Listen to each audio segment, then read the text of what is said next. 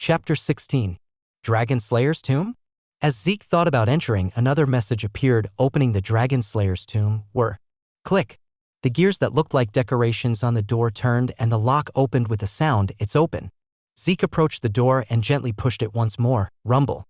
Originally, it was a door that 50 mages from the Empire's magic tower and Nirvana had struggled to open for a month, racking their brains with calculations. However, Zeke, blessed by the ancient dragon, was able to open the door and enter with ease. Zeke's jaw dropped as he saw the inside of the ruins. How is it so huge?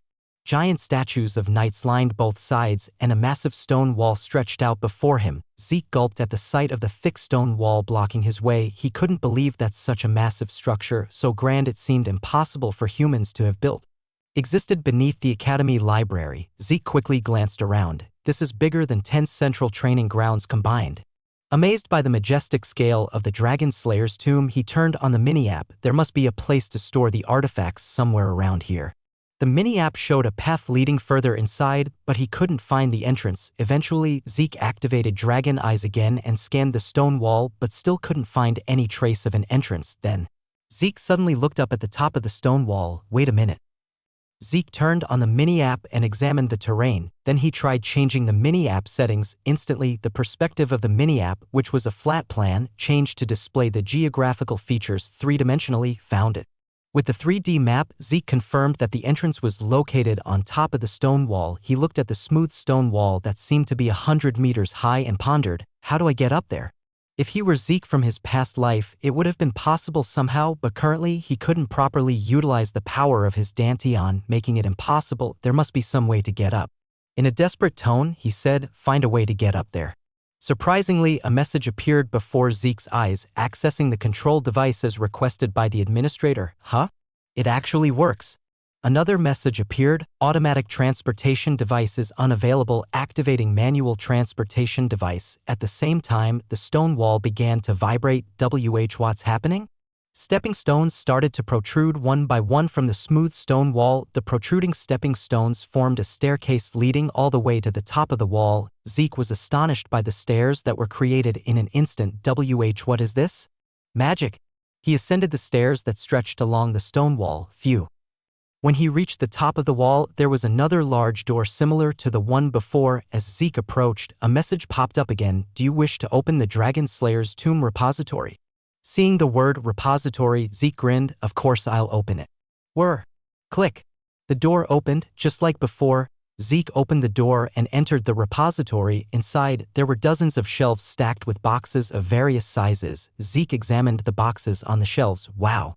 This is a sealed box. Finding one of these in a dungeon was like hitting the jackpot. Among adventurers, these were called treasure chests or sealed boxes. Usually, the boxes contained not only precious artifacts but also runestones, making them items that could bring in a tidy profit, and there were hundreds of such sealed boxes on display. Zeke began to open the boxes one by one, humming a tune. Let's see, what's this? A runestone? I can give this to Professor Paynon as payment for the design later, and this is. Each and every item inside the boxes was a valuable artifact. Larger boxes contained weapons and equipment from the Golden Age and ancient times. Phew, it's hard to take all of this now.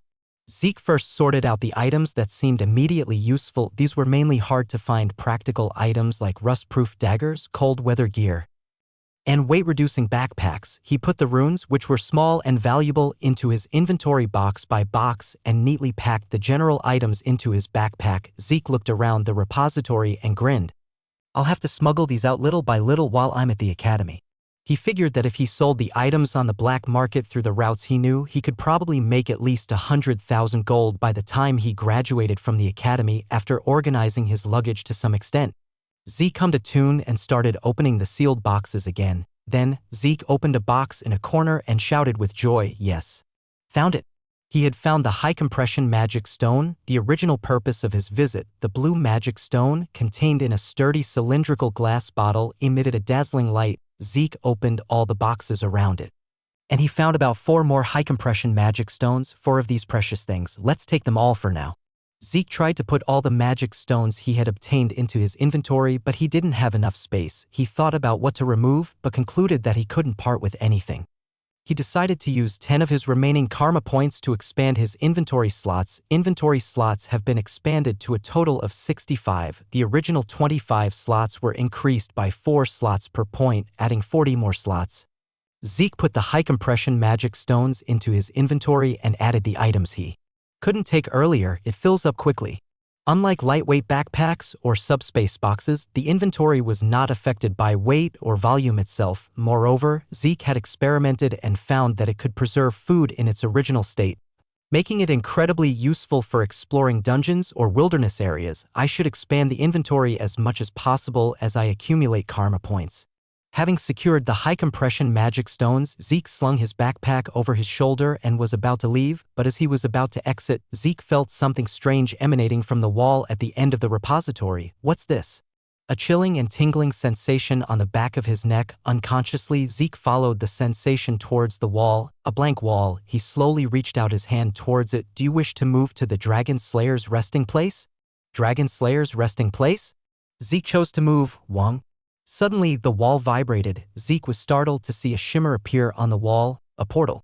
Large-scale portal devices capable of long-distance travel were operated throughout the continent, centered around the magic towers. However, this small-scale portal technology had been lost before the Golden Age, so it didn't make sense for it to be here. This is the first time I've seen this since the Forest of the Forgotten. Puzzled, Zeke slowly approached the portal and he stepped into it. Wong. The unique vibration of the portal swept over Zeke's body. He felt slightly dizzy as he passed through the portal. When Zeke opened his eyes, a completely different scene unfolded before him. What is all this? It was a tomb. Coffins, modeled after warriors, were stacked in tiers on both sides of the vast underground space. There were at least 20 tiers high and over 100 compartments stretching sideways, all packed tightly together. Zeke was astonished by the enormous scale of the tomb. I don't understand what this is. There was nothing like this in the news articles I saw before. Zeke approached a nearby coffin and opened the lid. Thud. Inside the coffin, instead of a corpse, lay armor, a sword, and a shield. Ding. Dragon Slayer exclusive equipment discovered. Dragon Slayer exclusive equipment? Only after carefully examining the coffin did Zeke confirm that the name of the coffin's owner was written in ancient language. He looked around at the tiered tombs. Are all these tombs Dragon Slayers? In the Draka clan, the term Dragon Slayer referred to their ancestor Tarakan, who defeated the evil dragon Bahamut. To honor the Dragon Slayer, the Knight among Knights, the Drakas mastered the Dragon Slayer techniques passed down by Tarakan and grew into the continent's greatest knight family. But if all these were Dragon Slayers, then defeating the evil dragon Bahamut might not have been Tarakan's achievement alone. Zeke examined the armor placed within the tomb. Its form and shape were quite different from commonly excavated armor. As he lifted and turned the armor for closer inspection, he noticed a groove carved into its back. What's this? Zeke felt the groove in the armor and suddenly remembered something. High compression magic stone. Zeke took out the box containing the magic stone from his inventory. He found that the size of the magic stone perfectly matched the groove in the armor. Zeke slowly tried fitting the magic stone into the groove. Click. As expected, the magic stone fit perfectly into the groove. At that moment, a message popped up before Zeke's eyes. Magic battery has been installed in the Dragon Slayer exclusive equipment. Equipment is too old to operate. Installing a magic stone into armor? This was information he hadn't encountered even in the future. Even in the future he had seen. The exact purpose of high-compression magic stones, as opposed to ordinary magic stones, remained unknown. There were various hypotheses. But if the standardized high-compression magic stones were used to operate this armor called Dragon Slayer exclusive equipment, it meant that many of the mage's hypotheses and speculations were wrong. Why would they install this precious high-compression magic stone into armor? Although he had figured out how to use it, it was an incomprehensible idea based on current common sense. There seems to be a reason, but I don't know with my limited knowledge of magic. Perhaps Professor Paynon, a researcher, could figure out the reason by looking at the armor. Zeke removed the high-compression magic stone from the armor and put it back into his inventory. He walked past the massive tomb and further inward. Unlike the ordinary tombs, there was a huge stele erected inside. Zeke slowly approached the stele. What's written on it? There was writing, but it was in the ancient language, not the common language of the continent, so he couldn't read it. That's when it happened. Ding. The administration system is automatically connected to the control device. releasing the central security device of the dragon's resting place, unlocking the legacy registered by Administrator Terrakin Draker. What? Rumble. Suddenly, the steel slid back, and something began to rise from the floor. Zeke backed away cautiously. Thud. A transparent glass tube rose from the floor. Inside the glass tube, a fist-sized, dark red orb floated. Emitting a mesmerizing light, Zeke slowly approached the glass tube. What is this? Terrakin Draker's legacy? As Zeke's gaze fell upon the crimson orb, a message surfaced. You have discovered the heart of the cursed light dragon Bahamut. Zeke was startled by the message. Be Bahamut's heart? The reason Terrakin Draker earned the title of Dragon Slayer. It was because he had slain the evil dragon Bahamut, who had ravaged the continent, leading an army of monsters. That Bahamut's heart? Dragons generate mana from their hearts. Therefore, a dragon's heart contained an immense amount of mana, incomparable to even a high-compression magic stone. If mages were to find even a fragment of a dragon's heart, they would pay a fortune to obtain it. That's how valuable a dragon's heart was. Even a fragment causes a frenzy, but a perfectly preserved dragon heart like this. Moreover, it was the heart of Bahamut, known as the strongest and most evil dragon in the continent's history. He couldn't understand why his ancestor, Terrakin Draker, had hidden this priceless treasure beneath the Academy library. With questions lingering in his mind, Zeke reached out towards the radiantly glowing heart of Bahamut. Ding. The heart of the cursed light dragon Bahamut is reacting to the user. The powerful curse engraved on the heart is attempting to overpower the user's mind. Zeke was momentarily captivated by the brilliant color of the heart. Skill. Unyielding mental defense activated. Defending against the light dragon's curse. Zeke suddenly came to his senses. What? Zeke realized why Terrakin Draker had sealed this heart here. Even for a brief moment, he was overwhelmed by the light dragon's allure, consumed by an urge to destroy everything. If it weren't for the unyielding mental defense skill, which protected him from all status abnormalities, he might have become a madman in an instant. Phew, that's incredibly dangerous. Ding. Another message surfaced. You have withstood the cursed light dragon's temptation. Inheritance conditions have been met. Ownership of the inheritance has been acquired. Do you wish to absorb the heart of the cursed light dragon Bahamut? Chapter 17. Do you wish to absorb the heart of the cursed light dragon Bahamut? Absorb Bahamut's heart? It was not just any dragon's heart, but Bahamut's heart normally. A dragon's heart was used by alchemists or mages to create magic tools, so it was questionable whether a person could even absorb it. Perhaps Nirvana, a family of mages, could melt it into their bodies in some bizarre way, but to Zeke's knowledge, the very concept of absorbing a dragon's heart was unfamiliar. Wouldn't there be some side effects from absorbing it?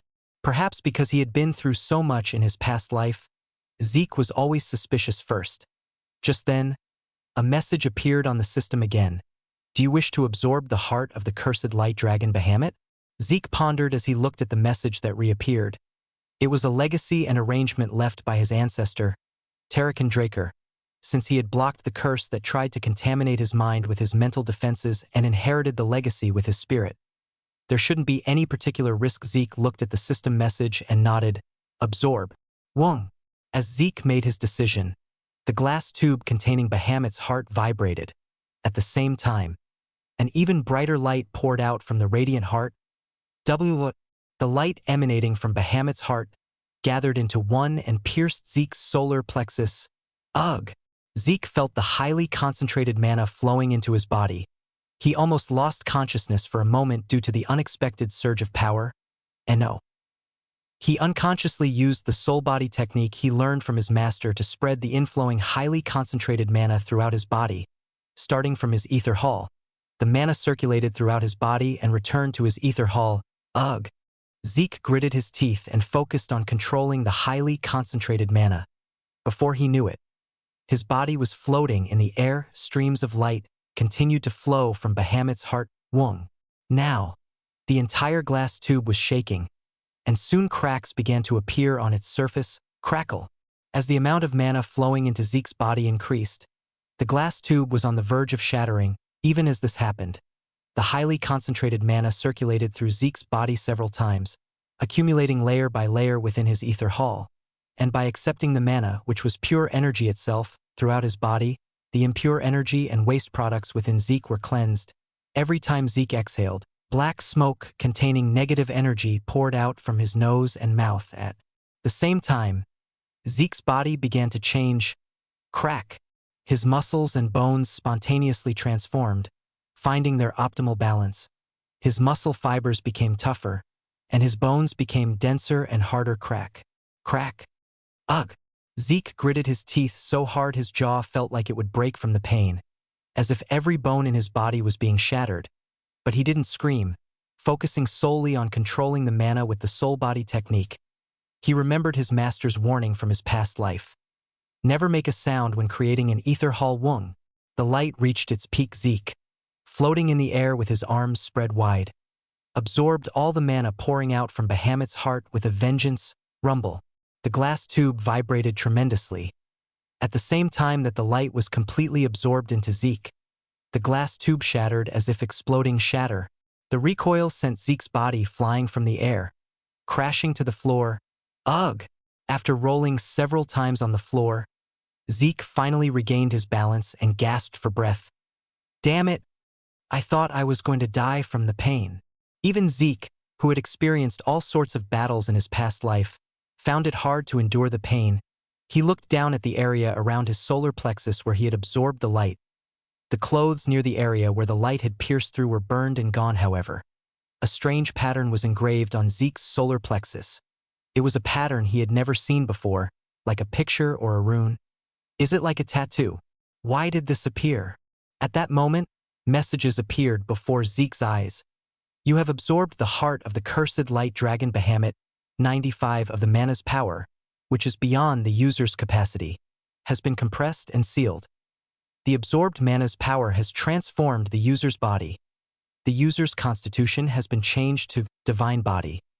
The unique power of the cursed light dragon Bahamut, dragon control, has been generated due to the influence of the absorbed power. The draconian skills incantation has been generated. You have inherited the legacy of Administrator Terrakin Draker. You have acquired the title heir of Terrakin Draker. As the heir, you are granted access to Terrakin Draker's secure archive. Zeke was astonished as he read the messages that appeared. What is all this? Divine body? Terrakin Draker's secure archive. The system notifications didn't end there. With the growth of the soul, the functions of the administrator system have been activated. Beginner quest book activated. Starting the tutorial for low-rank administrators. After the tutorial, quests for the administrator's growth will proceed. Rewards will be given upon quest completion. Zeke made a bewildered expression as he saw the messages that appeared. Tutorial? What's this now? His head was spinning from the overwhelming amount of information at once. Zeke closed the message window and took a deep breath. He had to leave this place, as staying here too long could lead to him being discovered. Zeke got up and approached the glass tube where Bahamut's heart had been. The glass tube was completely shattered. There was no trace of Bahamut's heart, which had been floating inside. Was it all absorbed into my body? Just then, Zeke noticed something. He felt an unusual aura emanating from the bottom of the glass tube where Bahamut's heart had been.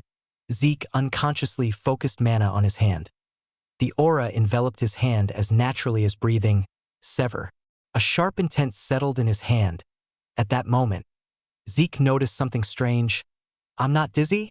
In his past life, whenever he used the soul body technique, he suffered from severe headaches due to the side effects, and it was the same in his present life after his return. Therefore, he had to refrain from using the soul body technique unless it was a crisis situation, only using it to enhance his movements with mana. However, perhaps due to the effects of absorbing Bahamut's heart, the side effects of dizziness and headaches were significantly reduced even when he used the soul body technique. This is an unexpected gain. Zeke cut the bottom of the glass tube with the sharp aura surrounding his hand. Crack. The bottom cracked open, revealing what was hidden inside. What was hidden was none other than a giant tooth. Zeke activated Dragon Eyes to examine the information of the tooth. The hardest fang of the cursed light dragon Bahamut's fang. He didn't know why Bahamut's fang was placed with the heart, but a dragon's tooth was a precious material that was impossible to obtain. Zeke picked up the tooth, as large as a grown man's forearm, and grinned. To think that such an intact dragon tooth remained. Jelian might be able to make a sword with this. Zeke organized his inventory space and put Bahamut's Fong inside. He looked around the Dragon Slayer's resting place once more, then gathered his belongings. I'll smuggle the rest out slowly. He left the Dragon Slayer's tomb and went up towards the library. By the time he safely exited the library, it was already dark outside. It had been a tough journey, but he had gained a lot. Zeke went straight back to the platinum floor. He then went to his personal training ground, organized the artifacts he had brought in his inventory and sorted out what he needed immediately and what he would store. This should be enough organizing for now. Before checking the messages, status window open. Low-rank administrator status window name, Zeke Draker class, immortal unique title, blessed by the ancient dragon, heir of Terrakan Draco authority, dragon control constitution, divine body system functions. Inventory 65 slots minimap beginner questbook passive skills, healing factor unyielding mental defense infinite stamina combat sense active skills. Precise stab E rank expert continuous / D rank beginner critical strike D rank proficient high speed movement C rank beginner. Mana reflection A rank beginner area of effect buff beginner draconian skills first stage unlocked. Dragon eyes beginner dragon's majesty beginner incantation locked karma points possessed. 0 Zeke pressed on the newly appeared authority and constitution to bring up their description windows. Authority information dragon control grants dominance over dragon kind, allows summoning and commanding subjugated dragon kind. Constitution information divine body enables the manifestation of peak physical abilities and accelerates the learning of martial arts, increases the body's mana conductivity, dominance over dragon kind. I wonder if it would work on wyverns or basilisk-type dragon kind monsters. After checking the information on dragon control, Zeke read the description of divine body below it. Divine body is something I've never heard of. Well, judging by the description, it's a good thing. The pain he endured while absorbing Bahamut's heart was worth it. The newly acquired draconian skills, incantation, had an entry, but it was still locked, making it impossible to check the information. It seemed he would need to raise his draconian skills level to use it. Zeke checked the next piece of information. He clicked on the description of the secure archive, which he could access as the heir of Terrakan Draker. The system requires an information update to access Terrakan Draker's secure archive. Please move to a location where information can be updated. At the same time, a map of the continent appeared before his eyes. The continental map gradually zoomed in and began to point to a specific location. The place designated by the system was a place Zeke knew well, Valhalla. It was a completely unexpected place. Actually, Zeke hadn't planned on going to Valhalla after graduating from the academy, knowing the events that would unfold in the future. He intended to build his own forces outside the clan after regaining some of his strength. Therefore, Zeke fell into deep thought as he looked at the map marking Valhalla. Come to think of it, just as there was a legacy left by Terrakan Draker in the academy, there might be something similar in Valhalla.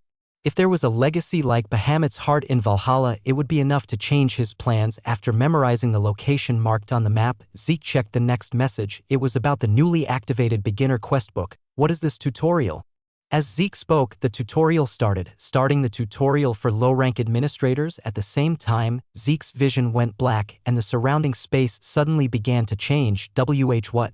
Then something appeared in front of Zeke. Kayak.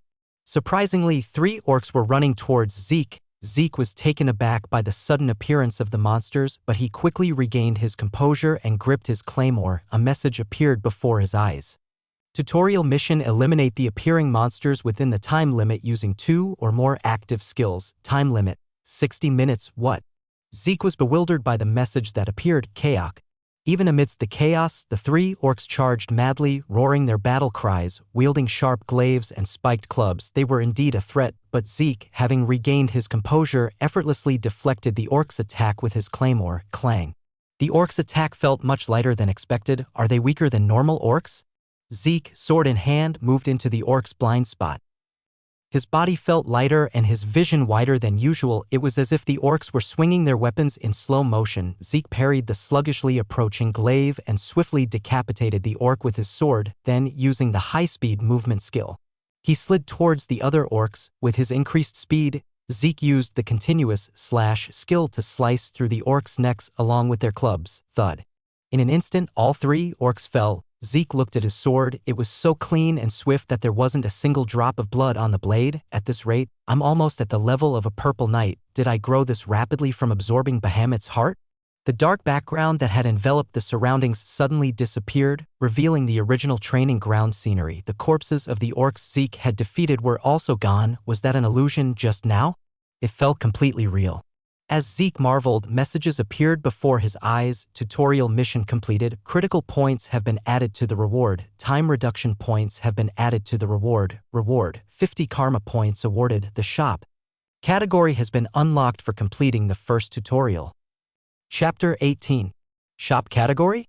A new window appeared before Zeke's puzzled eyes. Shop usage list 1. Item purchase sale 2. Item disassembly repair locked 3. Item enhancement locked. Seeing the list in the shop category, Zeke began to ponder the true nature of the system again. Tutorial mission purchase an item using the shop. No time limit. It's telling me to buy an item? Zeke put his curiosity aside for now and pressed item purchase as instructed in the tutorial mission, displaying the list of items available for purchase by low-rank administrators. As the message appeared, the screen changed, and images of items were displayed in a list with their names and brief introductions next to them. Zeke looked through the list of items: lower potion, intermediate potion, complete recovery potion, stamina enhancement potion, status abnormality recovery potion. There were dozens of potions he had never seen before. Zeke's jaw dropped at the variety of potions. Oh my god, these are all enhancement potions found in ancient ruins. They're so rare that they're hard to come by.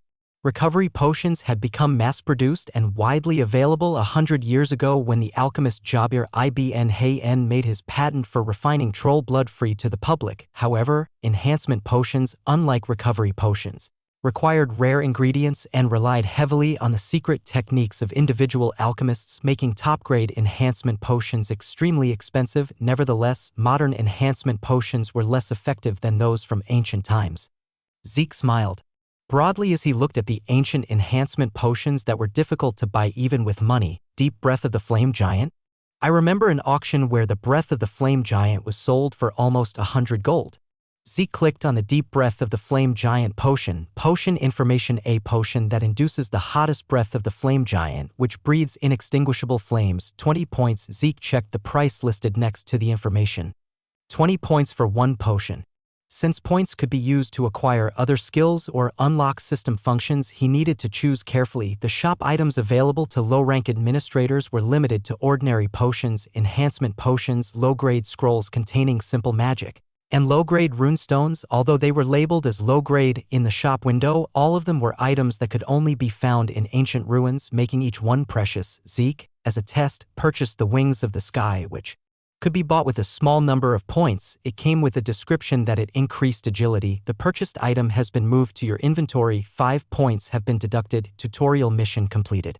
A low-grade scroll will be randomly awarded as a reward. A low-grade scroll? So the rewards aren't just points. Zeke opened his inventory window. A potion and a scroll appeared in the empty slots. When he took the potion out of his inventory, a bottle filled with clear, sky-blue liquid materialized in his hand. He also took out the scroll and checked its information. It contained the shield magic. It seemed like he could make a huge profit by buying items from the shop and putting them up for auction. There was an auction market specializing in such ancient artifacts in the island nation of the Dorda Republic. It was frequented by mages from both Nirvana and the Magic Tower, making it a place where he could sell ancient items for a good price. If I start hunting monsters and gather a lot of karma points, I can buy things that can be sold at high prices and put them up for auction. It seemed like it would be useful when he left the Draker family and built his own forces. Zeke then pressed the sale option instead of purchase. Please place the item you wish to sell in the inventory window. He placed the claymore he was holding into the inventory window. However, a warning message appeared. This item cannot be sold. Huh. Why not? Zeke pondered for a moment, then put one of the ancient items he had laid out on the training ground floor into his inventory. Do you wish to sell dagger useful for camping? Sale price. For points only, ancient items could be sold in the shop. Since all the items available for purchase were ancient items, it seemed that only ancient items could be sold as well. But the sale points are too low. This would fetch at least 100 gold if I sold it at the auction house.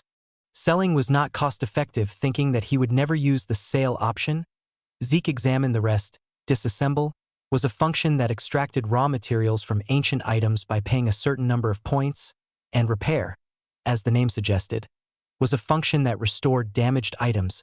Both were inefficient in terms of point consumption. The disassemble, repair, and enhance options were locked and could not be used yet. After carefully examining the item purchase and sale list, Zeke nodded. I have a rough idea of how to use this.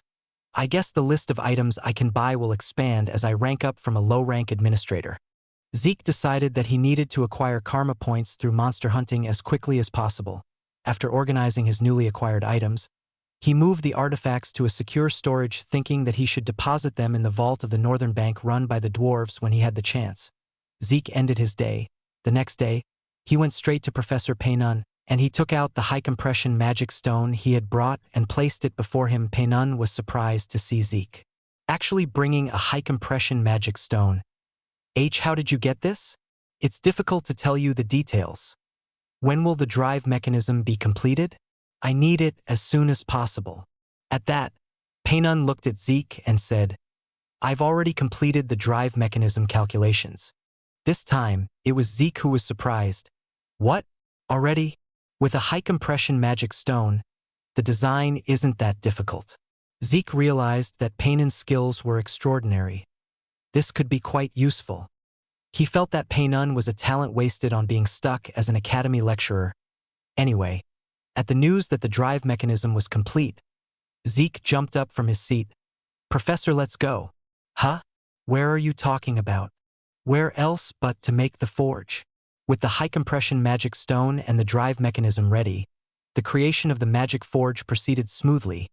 When Zeke called in workers to install the forge in a corner of the smithy, Jelion had an expression of disbelief. Are you really making it for me? A magic forge. I promised, didn't I? But there's a condition. You have to make my sword. Not just any sword, but your masterpiece. Zeke was anxious that the young Jelion might lack the skills to create the solar sword Graham. That's why he emphasized it to some extent. But Jelion, unaware of Zeke's thoughts, had tears in his eyes. My lord, you are my lifelong benefactor. Jelion was even more moved than when Zeke had saved his life in the previous life. The forge installation didn't take long. Paynun participated in the work with enthusiasm. He held the design drawings on site and gave precise construction instructions to the workers. Thanks to this, the magic forge was able to achieve much higher efficiency than Jelion had designed. Whoosh! As Paynun activated the magic drive mechanism, the forge started operating. Jelion shed tears of joy as he looked at the blue flames emanating from the forge. Ah! To think that I would actually complete this forge before I die. Paynun was also satisfied with the completed forge. With this level of efficiency, it will probably last for 100 years without any problems. Thank you, Professor. Thank you. Professor Paynun returned to the academy first due to his lectures after checking the forge. Zeke, left alone with Jelion, spoke to him discreetly. Jelion, I have a favor to ask of you, but can you keep it a secret? Jelion excitedly pounded his chest with his fist. Of course. It's a request from my benefactor. I, Jelion, will take your secret to the grave. Knowing how single-minded Jelion was from his past life, Zeke wasn't really worried about the secret leaking out. He took out Bahamut's fong, which he had brought in a box, and placed it before Jelion. My lord, what is this? It's the hardest fong of a dragon. Have you ever seen anything like it? Jelion was startled by Zeke's words. A dragon's fong? Jelion had never seen a dragon's tooth preserved so perfectly. In fact, no blacksmith on the continent would have seen anything like it. Zeke calmed the surprised Jelion and continued, Make my sword with this. Jelion trembled at his words. Are you entrusting me with this precious item? Why? Do you lack confidence? Jelion immediately jumped up from his seat. He snorted and shouted, Of course not. I, Jelion, will stake my life on making your sword. No, there's no need to stake your life. That's too much pressure. As always, this single-minded blacksmith didn't know the meaning of moderation. Excited to confirm what he had to do, Jelion examined the fong of Bahamut that Zeke had brought. Ha! This color, this texture. He ran his palm over the fong and let out a rough breath. Seeing Jelion like this, Zeke shook his head. In my past life, He at least had a master craftsman's aura about him. Well, it doesn't matter as long as he makes a good sword. Zeke slowly rose from his seat. Then I'll leave it to you.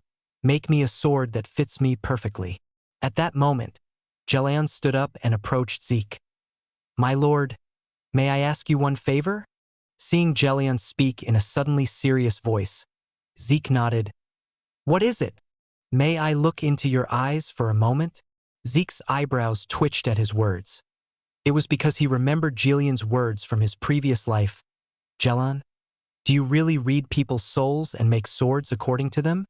I don't know about reading souls, but when I make a truly important sword, I look into the eyes of the person who will use it. Their eyes? Is there a special meaning? It's hard to explain in words, but when I look into their eyes, I feel something, the user's emotions, or perhaps their will. It's difficult to express accurately. The young craftsman before him was looking at Zeke with the same eyes as the master craftsman from the future.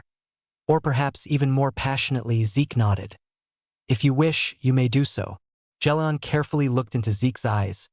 After staring for a while, Jelion carefully closed his eyes. He remained in that state for a long time, then quietly opened his eyes. Thank you for granting my rude request, my lord. He immediately placed Bahamut's Fong into the magic forge. Then, without saying a word, he stared at the Fong and the flames within the forge. Seeing Jelion like this, Zeke quietly left the smithy so as not to disturb him. It seems I worried for nothing. Zeke headed back to the academy, anticipating what kind of sword would be created. When Zeke returned to the academy and went up to the platinum floor, someone was sitting in the reception room. Old man. Surprisingly, Duke Draker was sprawled on the sofa, pouring a large amount of high-quality liquor into his mouth, with a flushed face. He shouted at Zeke, You brat. Where have you been all this time? What brings you all the way here? No, wait, how did you even get into the platinum floor, which is off limits to outsiders? Duke opened his mouth wide and burst into laughter. Pahaha. You little punk, do you know who I am to say such a thing? There's nowhere I can't go in any place built by the Drakers. Knowing his identity, Zeke understood what he meant, but he pretended not to know and replied, You seem quite drunk. Why don't you go back and rest? Duke suddenly sat up and shouted at Zeke, You little whippersnapper. I left you a message, why didn't you come back? I haven't felt like challenging you again yet. You insolent brat. If I lined up all the guys begging to learn even one thing from me, it would stretch around the central training ground. Then why don't you take those people and teach them? Why do you keep coming to someone who doesn't want to learn? At Zeke's words, Duke gritted his teeth. He abruptly stood up and said to Zeke, Fine, let me introduce myself formally. Whoosh. At the same time, the alcohol fumes seeped out of Duke's body like mist. His flushed face instantly returned to normal. He looked down at Zeke with a serious expression and said, My name is Duke Draker. I was once Draker's Black Knight. Chapter 19. Finally, he's taking the bait. It was worth all the effort he put into making Duke impatient. What he desired wasn't some simple teaching, but Duke's ultimate technique, the Gale Force technique. Even Andre, who became the Crimson Knight after receiving Duke's teachings in his previous life, hadn't been taught the Gale Force technique. The Red-Eyed technique was a skill Andre had developed and mastered on his own. Knowing this, Zeke had deliberately made a bet with Duke to squeeze out everything he had. He intended to provoke him further, have another bet, and then have the Gale Force technique imparted to him, but Duke had already revealed his identity. Zeke stared at Duke and said, Draker's Black Knight. You shouldn't say such things carelessly. Ha, this is crazy. I've never seen such an audacious brat in my life. The Black Knight is a top secret within the clan, so it's hard to trust you when you speak so easily about it. Every word you say reminds me of Arthur when he was young. It's annoying. Zeke was genuinely surprised by those words. Father, no, you mean the head of the clan? Duke nodded. Yes, the great and mighty head of the Draker clan, Arthur Draker. Since Duke was also a Black Knight of the family, Zeke knew he would have a close relationship with the head of the clan, but he didn't realize they had known each other since childhood. Come to think of it, most of the high-ranking Drakers go from the cradle to the academy, then to Valhalla, and finally to the main house. If they are of similar age, they would have been cadets together. Duke looked at Zeke and said, I'm stuck in the academy after retiring from knighthood due to certain circumstances, but even now, if I go to the Four Seasons Castle, there are only a few above me, you brat. Although he spoke playfully, Duke Draker's influence within the Draker clan was indeed substantial. Even disregarding the fact that he was a Black Knight, he was a close associate of Arthur Draker, the head of the clan, and one of the few people he trusted. Zeke slowly rose from his seat and bowed to Duke. I deeply apologize for my disrespect to the clan elder and the honorable Black Knight. Duke snorted at Zeke's polite apology. What's this? Suddenly acting so formal. You could use your authority to pressure the headmaster and have me expelled. Hey, even if I'm reckless, why would I do such a tiring thing with no benefit? Although he said he wouldn't do it, to Zeke's ears it sounded like he might do it if there was a benefit. Just then, Duke sat down on the sofa, picked his ear with his finger, and said to Zeke, "So, are you finally thinking of learning something from me? You arrogant brat? Does that mean you'll accept me as your formal disciple? This kid is suddenly pushing his luck. That depends on how you perform. Then forget it. I'm busy with my personal training." "Ha, really, damn brat, fine. All right, I can't back down now that I've revealed my identity. I'll take you as my disciple." Honestly, Zeke was quite surprised. He hadn't expected to become Duke Draker's disciple so easily. Before Duke could change his mind, he quickly rose from his seat and knelt on one knee before him. "To the honorable knight among knights, Duke Draker. Zeke Draco makes the oath of discipleship with due respect. I vow to diligently accumulate the virtues of learning by following Master's orders and to strive to enhance Master's honor." Duke's jaw dropped as he heard Zeke's oath. "Huh? You even know the ancient oath? Isn't knowledge a virtue of a knight? You're a smooth talker, a sly one. Master, may I ask you one thing? You're quick to call me master with that thick skin of yours. Fine, ask away. Why did you choose me as your disciple?" He was honestly curious. Even Andre, a prodigy among prodigies, couldn't become Duke's formal disciple until the very end. Why would Duke, with his high standards, take Zeke as his disciple? Duke looked at Zeke and chuckled. "Why do you think?" "I'm asking because I don't know. I like your tenacity." Zeke thought he had misheard. "I thought you took me as your disciple because I was some kind of unparalleled genius." "You little brat, if that were the case, I would have taken the girl from the Turin clan as my disciple." Tisk. Seeing Zeke's reaction, Duke laughed heartily. "Don't be disappointed, kid. When I was at the academy, I was at the bottom of the regular class, let alone the special class." "What? But you said you reached the level of a Black Knight." Zeke was genuinely surprised by the story he was hearing for the first time. Duke continued, "Not everyone becomes a Red Knight or a Black Knight just because they are an unparalleled genius. On the contrary, those with too much talent may fail to overcome obstacles and be swallowed by the despair that comes from it." Zeke agreed with Duke to some extent. Even among the most talented late bloomers on the continent, only a few actually reached the level of a Blue Knight, and even fewer among them could become a Red Knight, a hero. There were countless cases where someone was loudly touted as a brilliant talent who would become the continent's best knight, but ended up remaining a Blue Knight for life. Duke grinned and said, "The secret technique I created, the Gale Force technique, cannot be learned just because someone has talent, tenacity, perseverance, effort, and beyond that, a relentless spirit. You need those to master it." Zeke realized why Andre ultimately couldn't learn the Gale Force technique. It was a technique that didn't suit Andre, who lacked stamina. Duke abruptly stood up. "All right. Let's go while we're at it." "What? Where are we going?" "Where else but to train? Right now." Duke grabbed Zeke without a word and dragged him out of the platinum floor towards the greenhouse. "Why are we coming here when there are good training rooms? Just follow me quietly, you talkative disciple."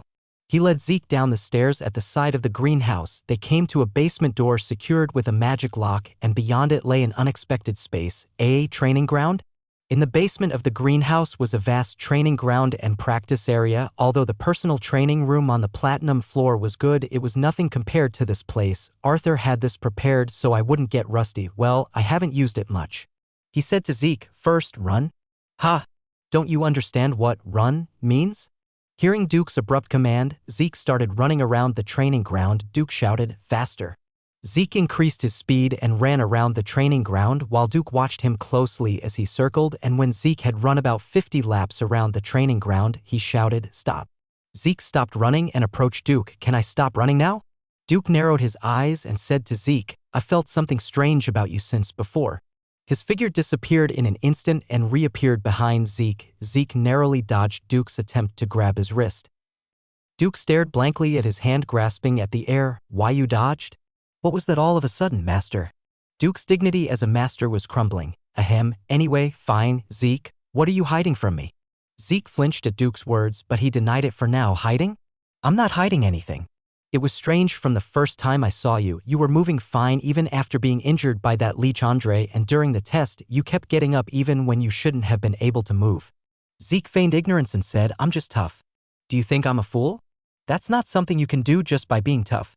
Zeke flinched inwardly. Damn, if he finds out that I haven't awakened my aura, it's all over. Zeke had intended to somehow hide that fact, learn the Gale Force technique, and then use mana converted into aura after the Solar Swordgram was completed. Just then, Duke spoke. Are you perhaps an irregular? Irregular was a term used to describe those with unique abilities that couldn't be categorized. However, irregulars weren't viewed favorably in the central continent. They were often ostracized and driven out of villages, labeled as cursed beings. In fact, in his past life, there was a case where an irregular caused the downfall of an entire kingdom and became a public enemy of the continent, so it wasn't entirely without reason. Although Zeke knew about irregulars, he feigned ignorance. What's an irregular, master? Duke stroked his beard and pondered. Well, you wouldn't know, having just come out of the cradle. He looked at Zeke and said, an irregular refers to someone like you who has unique abilities. The problem is... Duke swallowed the words he was about to say. Never mind, it's nothing to worry about, but don't reveal that you're an irregular to others. Master, then can't I learn the Gale Force technique? Duke shook his head. The Gale Force technique is different from other Draker's secret techniques. It's a technique where drawing out the pure power of the body to its fullest is more important than the power of aura. Hearing Duke's words, Zeke realized his judgment was correct. Even before returning, I used healing to push my physical strength to the limit. I thought that with the healing factor and infinite stamina skills, I might be able to learn the Gale Force technique without aura, and thankfully, it seems possible. Duke looked at Zeke and said, now watch what I do carefully. He moved erratically, changing directions and leaving footprints. He moved as if drawing a circle, then deviated in another direction, then returned to the original circle after making those strange movements and leaving footprints. Duke returned to his original position. Did you see the footwork I just performed? Yes. Are you sure you saw it all? Yes, I saw it all. Good, then try walking along the footprints I made. Duke grinned and stepped aside. Zeke stared intently at the footprints Duke had made, then turned to Duke and said, Master. What is it? You're not going to say you can't do it now, are you? No, it's not that. It's just that your stride and mine are different. Can I try it next to you, adjusting to my stride? What?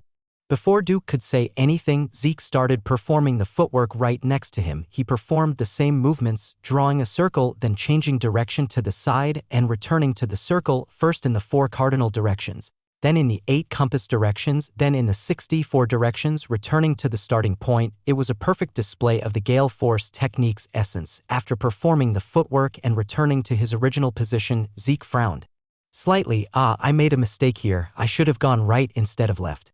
Seeing Zeke perform the perfect footwork in a single try, Duke was speechless. Why you? How? With his constitution changed to divine body, Zeke's learning speed for martial arts had become faster than anyone else's. The natural talent to replicate a technique with his body just by seeing it once, that was the ability of the divine body. Shocked after seeing Zeke perform the basic footwork of the Gale Force technique in one go, Duke barely managed to collect himself. Wait a minute. Duke's figure moved swiftly. Swish. He moved his feet rapidly, leaving footprints on the training ground. The range was wider and the changes more complex than before. Soon, Duke's footprints filled the entire training ground. Looking at Duke, who had returned to his original position, Zeke asked, Do I have to follow this too? Zeke asked with a sense of disbelief. Yes, try it. Zeke pondered for a moment, then nodded. He slowly started to follow the series of Gale Force technique footwork that Duke had performed. Whoosh. Whoosh. Zeke's figure flickered in and out of sight. Even though he was only performing the basic form, the Gale Force technique was already starting to take root in his body. Insane. I've never seen or heard of such talent. Having trained his body to its limits in his past life, Zeke could feel the secrets contained within Duke's footwork with his entire being. As he performed the ever-changing footwork, he instinctively grasped how to move if a hypothetical enemy were in front of him. Whoosh. Zeke's movements became noticeably faster than when he started. As he completed a full circuit of the training ground and returned to his original position, messages appeared before his eyes. Special skill category activated. You have learned the special skill Gale Force technique A rank. Some of the active skills will be absorbed into the special skill. Reward, 50 points awarded for unlocking the special category. Chapter 20.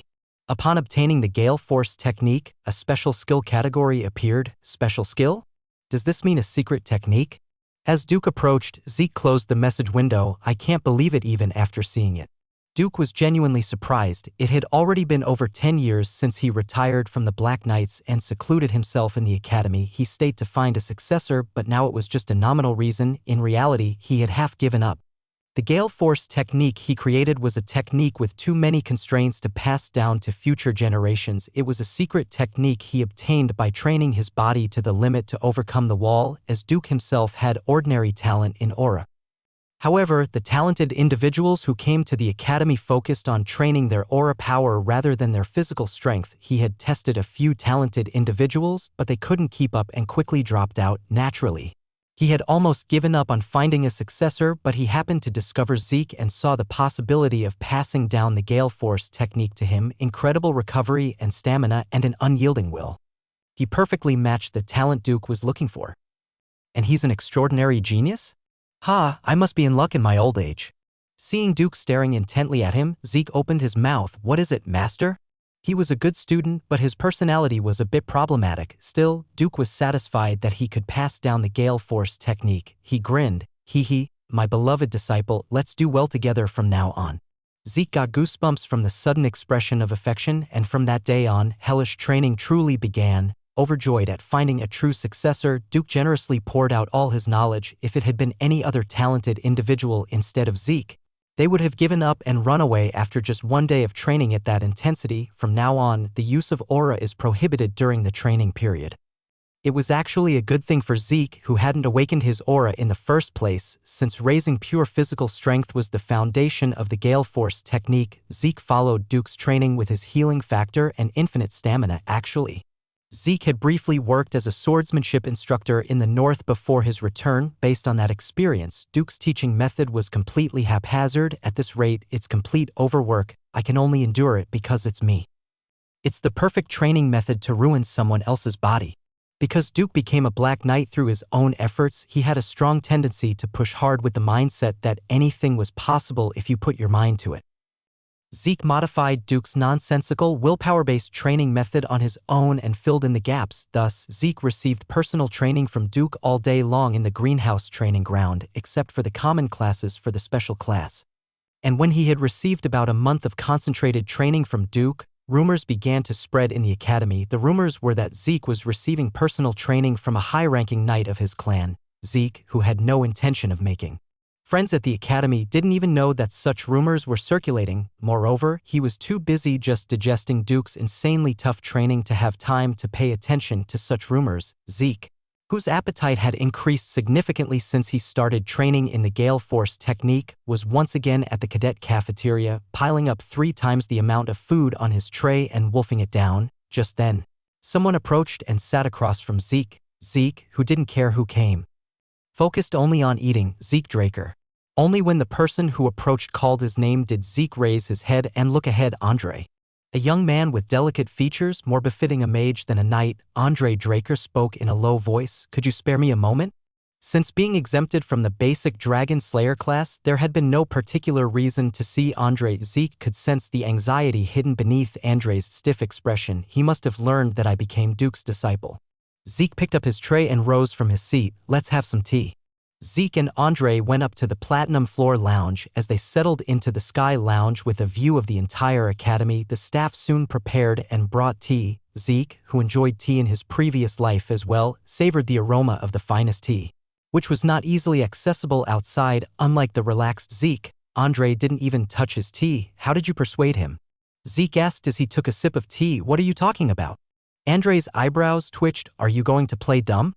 Andre, a knight from the main family, had come to ask Zeke, a much younger student, so Zeke could sense how desperate he was. Looking at Andre, Zeke shook his head. I never persuaded Master. At the word Master, Andre bit his lip. You're saying you didn't persuade Duke to become his disciple? Yes, rather, you could say that I was the one persuaded. It wasn't wrong, although it was due to Zeke's scheme. Duke himself thought Zeke was the talent to inherit the Gale Force technique and kept hovering around him. Andre was at a loss for words at the unexpected answer. Andre, who became a knight of the main family due to his outstanding talent, realized his limitations in the Four Seasons Fortress. Among his peers, there was no one who could rival him, but the continent was vast, and the Four Seasons Fortress was teeming with unbelievable monsters. Therefore, Andre volunteered for the unpopular role of academy instructor instead of knightly duties that could increase his expertise. This was because it was secretly rumored in the Four Seasons Fortress that Duke, a former Black Knight, was living in seclusion at the academy. Duke Draker, a commoner and an ordinary awakened who became a Black Knight, was a legendary figure in the Four Seasons Fortress. Andre believed that inheriting Duke Draker's secret techniques was the only way to overcome the wall of pure-blooded awakened. He followed Duke around and constantly asked to be accepted as a disciple, but he was not allowed. Then, out of the blue, he heard the news that Duke had taken a new student as his disciple. He looked at Zeke with mixed feelings of disappointment, jealousy, and curiosity. Of all people, it was the pure-blooded awakened who had gotten on his nerves from the first day of basic Dragon Slayer class. He clenched his teeth. Just then, Zeke opened his mouth. Instructor, why do you want to learn Master's Gale Force technique? Andre, with an even more hardened expression, slowly opened his mouth. It's only natural for a knight to want to become stronger. What's wrong with that? Zeke shook his head at his words. No, you're right, instructor, but… Zeke looked at Andre and said, I think the method is wrong. Andre's blood boiled as he was lectured by Zeke, who was much younger than him. Those damn pure-blooded awakened. He forced himself to suppress his anger and asked Zeke, what do you mean by the method being wrong, cadet? The Gale Force technique doesn't suit you, instructor. If you want to become stronger, it's better to learn a different technique. Upon hearing Zeke's words, Andre jumped to his feet. I cannot tolerate any more insults. Zeke gazed at him intently and said, I haven't insulted you. If you felt that way, it's because of your inferiority complex about not being a pure-blooded awakened. Andre's face flushed red at Zeke's pointed remark that hit him where it hurt. Zeke was the first person to so bluntly point out his complex. Have you said your piece, cadet? No, I'm not finished yet. Go on, let's see how far you'll take your insolence. Tell Master that you don't need to be his disciple. Just being by his side is enough. Andre's expression distorted at those completely unexpected words. Are you telling me to become a squire now? No, you have a high opinion of yourself. I was thinking more along the lines of a servant. His blood boiled. Feeling there was no need to hear more, Andre gritted his teeth and left his seat. Just then, Zeke called out to Andre from behind. Does that damn pride of yours make you stronger? Stop clinging to clothes that don't fit and think about what you really need. At those words, Andre stopped for a moment. Then he turned his head to look at Zeke. After looking at Zeke in silence, he turned his head again and walked out of the lounge. Zeke shook his head as he watched Andre leave the lounge without a word. Sigh, I've done all I can. In his previous life, Andre received teachings from Duke and earned the nickname Crimson Knight. He had offered advice out of a bit of conscience for Andre, whose future had changed because of him. But it was useless if Andre couldn't accept it. Zeke drained the rest of his tea and rose from his seat. The next day, Zeke went to the greenhouse for training and gaped at the sight that unfolded before him. Huff! Huff! Andre was running around the greenhouse training ground. Drenched in sweat, Zeke looked at Duke with a dumbfounded expression. What is it, Master? Duke said while picking his ear with an annoyed expression. That leech, for some reason, begged to stay by my side even as a servant, so I told him I'd accept him if he could run 300 laps without aura. For Draker Knights, being told not to use aura was like being told to hold their breath. Andre, who already had weak stamina, was running with a pale face. How many laps has he done so far? 298 laps, ha! That guy is quite stubborn. Andre, his face turning blue, desperately tried to block his aura and complete the run with pure physical strength. Gasp! Gasp! With 1 lap left and his stamina completely depleted, he stumbled and practically crawled around the training ground, seeing Andre. Zeke realized he had misjudged him. I thought he was a greenhouse softy, but he has some backbone. Andre, practically half dead, finished the last lap and crawled to Duke. He gasped for breath and said, I finished the laps? Duke clicked his tongue at the sight of Andre. A knight from the main family, panting like that after just running a bit. This is how the Four Seasons Fortress is going in my day. We woke up in the morning and ran 500 laps around the central training ground of the Four Seasons Fortress without using aura. Andre, with a dying look on his face, opened his mouth. Why you must keep your promise. Duke nodded with a displeased expression. Ugh, what a bother. I don't know what's gotten into you, but do as you please. Only after hearing those words did Andre lose consciousness and collapse. Duke clicked his tongue and shook his head at the sight of Andre. These young knights these days. In my day. Enough about that, what are we learning today? I already learned all the applied movements last time. You impudent disciple. The Gale Force technique has infinite variations, so there's no end to its applications. You're just a beginner, stop acting arrogant. Duke was deliberately finding fault with Zeke because his learning speed was so fast. The basics needed for the Gale Force technique were taught in less than a week. Flustered, Duke brought out applied movements, but Zeke absorbed them all like a sponge. Learning everything he was taught, worried that he would run out of things to teach in less than a month, Duke was teaching as slowly as possible. So what are we doing today? Duke clicked his tongue at Zeke. You naive brat, review what you've learned today. Huh? Why the sudden review? Something suddenly came up. I need to go somewhere for a bit. Did you have work here, master? Zeke quickly dodged with footwork as Duke tried to flick his forehead in response to his sly remark. That rascal, he's only getting better at tricks. Duke said with a displeased expression as he watched Zeke move with his footwork like a fluttering butterfly. A troublesome fellow is coming tomorrow. How tiring. Who's coming that even requires you, master? Duke said while roughly picking his ear. Who else but the great head of the Draker clan, Arthur Draker.